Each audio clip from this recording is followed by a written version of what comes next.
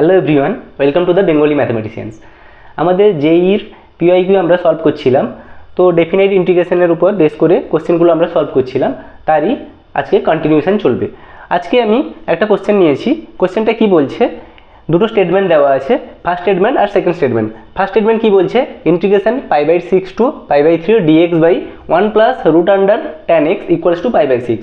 আর second statement কি বলছে, integration a to b fx dx equals to a to b f of a plus b minus x dx। এবার কোশ্চেনটা কি, কোশ্চেনটা বলছে which one of the following option is correct. এটা একটা MCQ, মানে একটা অপশানই কারেক্ট হবে, ঠিক আছে। তো চলো শুরু করা যাক। এইখানে সেকেন্ড স্টেটমেন্টটা দেখে কি মনে হচ্ছে, এটা একটা ডেফিনাইট ইন্টিগ্রালের একটা ফর্মুলাই দিয়ে দিয়েছে, ডাইরেক্ট টুকে দিয়েছে। ফর্মুলাটা কি বলছে, a to b f of x dx equals to a to b f of a plus b minus x dx। এটা আমরা জানি কি ডেফিনাইট ইন্টিগ্রালের একটা রুল হয়, এটা কিছু না, লোয়ার লিমিট প্লাস আপার লিমিট মাইনাস ভেরিয়েবল কার জায়গায় রিপ্লেস হয়, x এর জায়গায়। তাহলে এখানে a plus b f of x dx ছিল, x এর জায়গায় কি হবে, লোয়ার লিমিট প্লাস আপার লিমিট মাইনাস x। দেখো x এর জায়গায় কি হয়েছে, লোয়ার লিমিট প্লাস আপার লিমিট মাইনাস x dx। এটা কি একটা ফর্মুলা। তাহলে স্টেটমেন্ট 2 ইজ অলওয়েজ ট্রু। তাহলে যদি আমি অপশন দেখি, অপশন দেখলে সেকেন্ড অপশনটা হওয়ার চান্স আছে অথবা অপশন সি হওয়ার চান্স আছে। তাহলে ফার্স্ট স্টেটমেন্টটা আমরা সলভ করি। তো ফার্স্ট স্টেটমেন্ট, এক নম্বর স্টেটমেন্ট এটা দেওয়া আছে, তাহলে এটাকে যদি আমি আই হিসাবে কনসিডার করি, দিয়ে আমি কন্টিনিউ করছি, ঠিক আছে। তাহলে প্রথমটাকে আই হিসাবে কন্টিনিউ করছি। I equals to integration π/6 to π/3 dx by 1 plus root under tan x। Okay, এরপরে কি করতে পারি, আমরা এই যে সেকেন্ড যেটা স্টেটমেন্ট ছিল ওই রুলটা এখানে অ্যাপ্লাই করব, দিলে আমার কোশ্চেন সলভ করাটা ইজি হয়ে যাবে। চলো করা যাক। তাহলে সেকেন্ড স্টেটমেন্টটা কি বলেছিল, a plus b minus x, এক্সের জায়গায় রিপ্লেস হয়ে যাচ্ছে। তাহলে এটা সমান কি লিখতে পারি, π/6 to π/3 dx by 1 plus root over tan of এক্সের জায়গায় কি লিখবো বলেছিলাম, a plus b minus x. তাহলে π/6 প্লাস π/3 মাইনাস এক্স, এটা চলে এলো। এবার π/6 প্লাস π/3 এটাকে তুমি যদি সলভ করো, এটা কত চলে আসবে, এটা হচ্ছে π/2।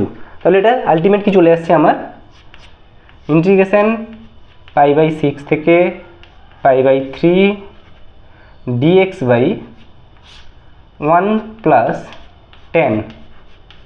দেখো π/6 প্লাস π/3 এটাকে যদি সাম করে দিই, তাহলে এটা আমার কত দেবে, π/2। তাহলে tan π/2 minus x, tan π/2 minus x মানে কি, cot x। তাহলে এটা আলটিমেট কি হয়ে যাবে আমার, tan এর জায়গায় হয়ে যাবে কি, এটা cot হয়ে যাবে। তাহলে 1 প্লাস রুট আন্ডার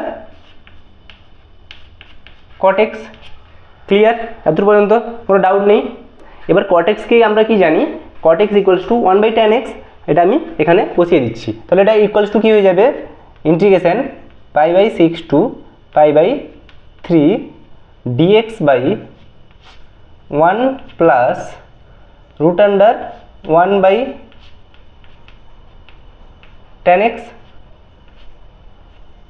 ক্লিয়ার।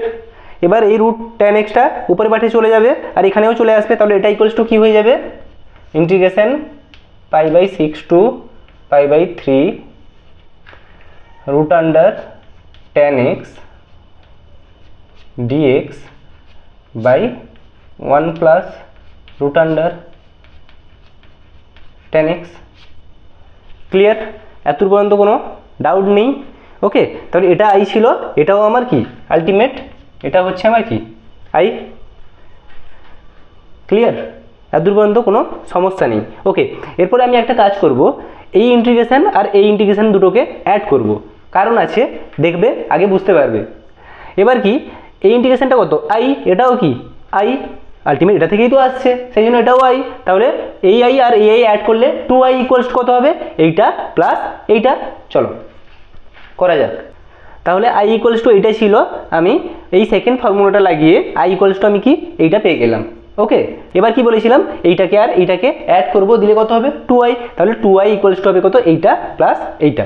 তাহলে চলো, তাহলে কত হচ্ছে যদি করা যায় যে 2i equals to first integral plus second integral, A integral plus A integral, দুটো অ্যাড হবে।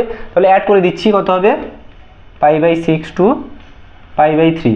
দেখো দুটো রেঞ্জ একই আছে, তাহলে দুটোকে আমি কি একসাথে লিখতে পারি। তাহলে একসাথে লিখলে কি হয়ে যাবে, 1 plus root over tan x by 1 plus root over tan x dx। কোনো ডাউট আছে বুঝতে? দেখো এইটার জন্যই আমি তখন করেছিলাম যে cot x equals two 1/tan x put করেছিলাম, কারণ এটা আমার আর কি কেটে যাবে। এটা কি করে এলো, এই দুটোকে অ্যাড করলাম, এই দুটোকে অ্যাড করলে এটা ছিল কি i, এটাও i, তাহলে দুটোকে অ্যাড করে দিলে 2i ইকুয়ালস টু কি হয়ে যাবে π/6 to π/3 dx by 1 plus root over tan x, আর plus π/6 to π/3 root over tan x dx by 1 plus root tan x। তাহলে এবার দুটোকে যদি সাম করে দেওয়া হয়, এটার নিচে কত 1/1 প্লাস রুট tan x, এটা নিচে কত 1 প্লাস রুট tan x, উপরে কত হবে তাহলে নিচে 1 প্লাস রুট tan x ডিনোমিনেটরে থেকে যাবে। আর নিউমিনেটরে কত হবে, এখানে আছে কত 1, এখানে আছে রুট tan x, তাহলে 1 প্লাস রুট tan x, আর dxটা বাইরে চলে গেল, এটা চলে এলো। তাহলে এই দুটো ক্যান্সেল আউট হয়ে গেল। তাহলে আলটিমেট পড়ে থাকলো কি আমার, এটা ইকুয়ালস টু π/6 টু π/3 dx। তাহলে এটা সমান কি লিখতে পারি যে ইন্টিগ্রেশন dx এর ইন্টিগ্রেশন কত x কোত্থেকে কোথায় π/6 থেকে π/3।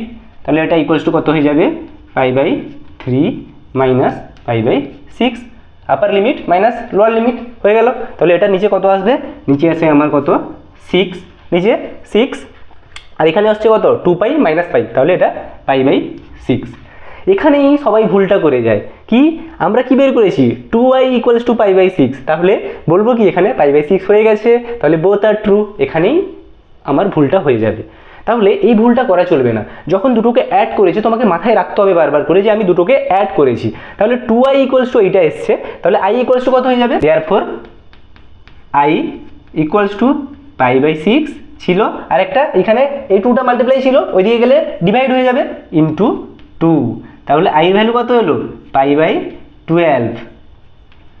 i তোমার কত ছিল, i ছিল integration π/6 to π/3 dx by 1 plus root tan x। তাহলে এটার ভ্যালু কত এলো, এটার ভ্যালু এলো π/12 তোমার π/12, কিন্তু অপশানে কত ছিল π/6, তাহলে এটা কি কারেক্ট না, এটা ফলস।